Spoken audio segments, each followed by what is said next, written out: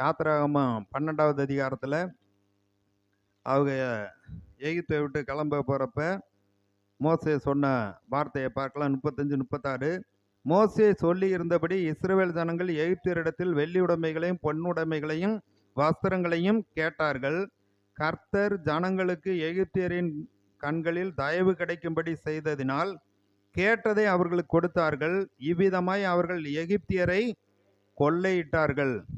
வந்து ஏதோ நாங்கள் கர்த்தருக்கு ஆராதனை செய்ய போகிறோம், அதனால் உங்கள் செயினை மட்டும் கொடுங்க அப்படின்னு ஒன்றை மட்டும் வாங்கலை, அவங்க எகிப்தவே கொள்ளையிட்டார்கள்னு சொல்லப்பட்டிருக்கு. ஏன்னா 430 வருஷம் அங்கே இருக்கிறப்ப யோசேப்பே தெரியாத ஒரு ராஜா வந்து இந்த எபிரேயர் மேல் கோபமாகி எரிச்சலாகி இவங்கள்ட்ட இருக்கிறதெல்லாம் வந்து வாங்கி கொண்டான், குடிபெயர்ந்து போக பண்ணான். செழிப்பான கோசேன் பகுதியில் தான் யோசேப்புடைய காலத்தில் அந்த இடத்துல பார்வோன் வந்து அந்த இஸ்ரேல் மக்களை தங்க வைத்திருந்தான்.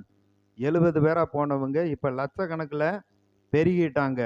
பார்க்குறான், ஒரு யுத்தம் வந்துச்சுன்னா இவங்க எல்லாரும் அவங்க கூட சேர்ந்துட்டு நம்மளையெல்லாம் காலி பண்ணிட்டு பட்டணத்தை விட்டே போயிடுவாங்க. அதனால ஒரு உபாயம் செய்ய வேண்டும் என்று இஸ்ரேல் மக்களை செங்கல் இருக்கிற வேலையிலையும் கட்டடம் கட்டுற வேலையிலையும் கொடுமையாக வேலை வாங்கினான், ஆளை வாங்கினான். வாழ்க்கையே ரொம்ப கசந்து போனது.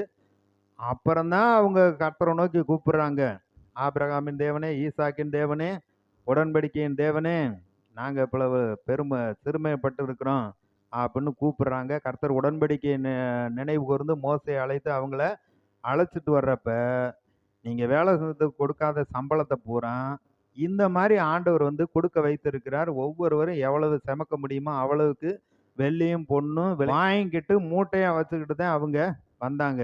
இருக்கிற மாவு புளிக்கிறதுக்குள்ள அவங்க அப்படியே மூட்டையில் துணியில் கட்டிக்கிட்டு அவங்க கிளம்புனாங்கன்னு சொல்லப்பட்டிருக்கு. செங்கடலை திறந்து அவர்களை வழி